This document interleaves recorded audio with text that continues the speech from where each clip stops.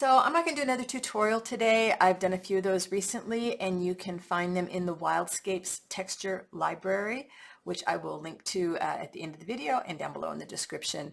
But today I want to talk about French knots. French knots are one of those stitches that you either love or you hate, right? I mean, who wants to sit and do hours and hours of French knots? I do. But if it's a stitch that you don't like, I understand that too, because for me, the stitch that I can't stand to do is satin stitch. And I tell you what, no, I just won't do it. I'll do a split stitch, but I won't do a satin stitch. But French knots hold a little piece of my heart, and they are important to the commission I'm working on. They're actually important to every piece of art that I create. And somebody said to me recently, if it doesn't have French knots in it, it's not a Susan Taylor Brown piece. And at first I went, yikes, that means I can't ever do something that doesn't have French knots in it. And I thought, no, that's not what it is. It's French knots, they open the door to something more for me. So I'm going to turn the camera around and get to work, and I'll tell you more about it. So like I said, French knots are one of those stitches that you either love or you hate, and it happens to be one of my favorite stitches to do. This is a 7-inch hoop, and this is the beginnings of one of the 7-inch hoops that I need for the commission that I am doing right now, and it's a very large piece I'll be working on. And I need, okay, 7-inch hoop, I need like 10 of these probably, and they're going to be in different shades of green. I'm stitching with a DK weight wool yarn right now, and it is a beautiful spring green.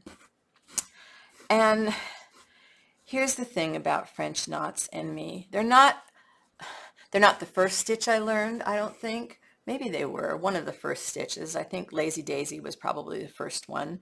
But I don't do perfect French knots. I don't know how to do perfect French knots. I don't have the patience to do perfect French knots. And in fact, I don't know if you can see, there is a ridge. See how some of them are a little bit, I don't know if I can get the angle right so you can see, but there is a ridge in here. And that ridge, it's not stuffed with anything. The reason that ridge is there is because I was trying French knots in a different fiber, and I didn't like the way it looked. It wasn't giving me the effect that I wanted for something wild. So I stitched over it. And I do that a lot, and French knots are great for that, especially if you're stitching with something like a wool or yak or even cotton will work pretty well. Yarns, you can split the stitches, come up through it, and that kind of adds, you know, these aren't perfect French knots because, like I said, I don't know how to do a perfect French knot. They're wild. They're wild, and my wildscapes are inspired by the wildness that's outside my door. And so why would I try to make perfect French knots? Plus, you know, it's going to take me a long time to fill this. You can see I'm doing this in real time. I'm not speeding anything up. And it takes time to do this many French knots. So if I was trying to get each one perfectly placed, I would be here even longer than it's going to take. Now going through them with the wool, it does get, there you go. I have a little, some people like to use pliers. Ah, I just dropped it all over the floor. I have these little silicone thimbles, and they're really good for pulling the needle. You can grip the needle and pull it through, and to me they're a little bit easier to maneuver than pliers, but if you work with pliers, that's fine. Now, why am I massing the French knots? Well, it's like I said, it's the beginning.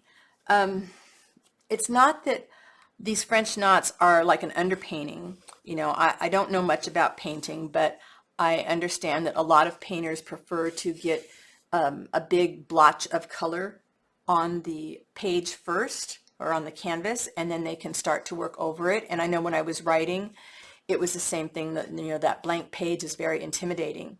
And okay, so if I looked at just this little bit of fabric over there, and it's like, what am I going to do? I have no idea where to start. Oh my gosh, can I do this? I don't know. You know, and you can talk yourself out of even starting. But I can put one French knot in there. I can come over here and I can put one French knot. You know, there's no pressure.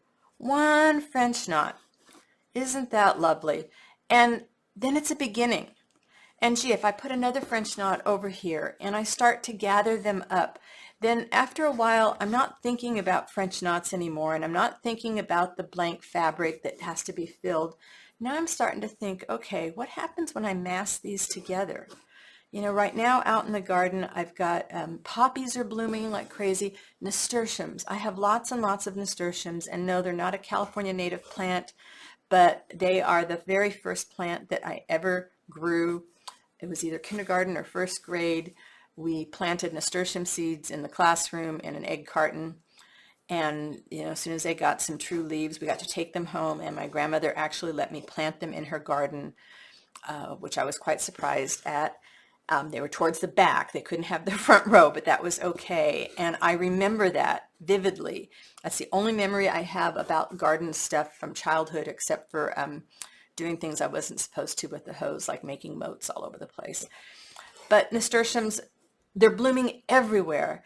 And a single nasturtium is okay, but masses of them, there's so much color in my yard right now with these nasturtiums. And then they're going to spawn more nasturtiums and the yard's going to get more wild.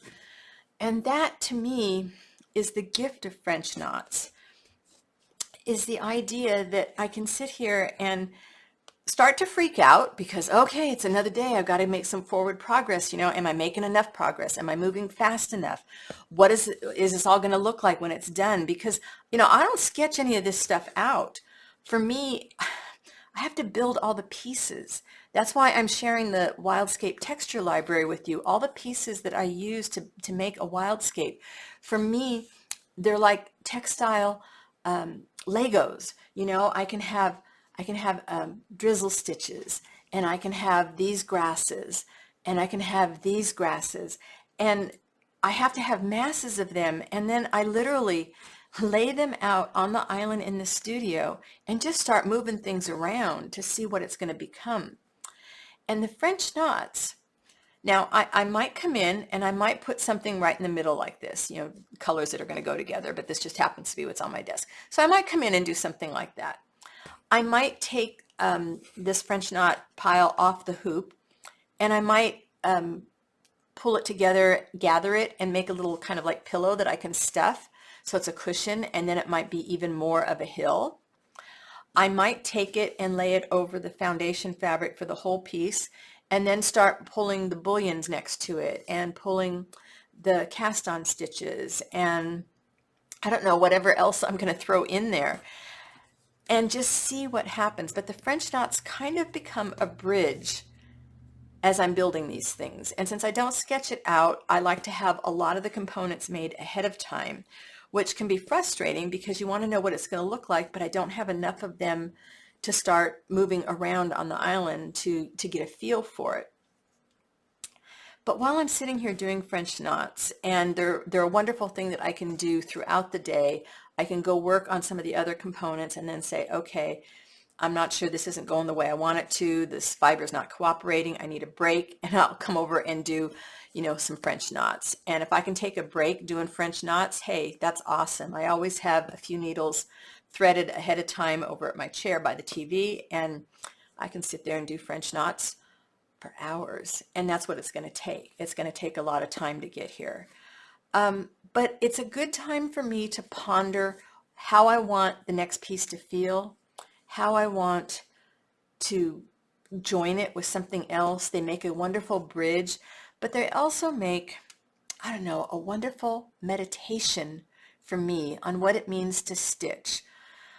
It means being willing to put in the time on faith that this is going to turn into something beautiful. And I believe it will. And you know what? It's okay if you don't like French knots, because I love them enough for you and me both.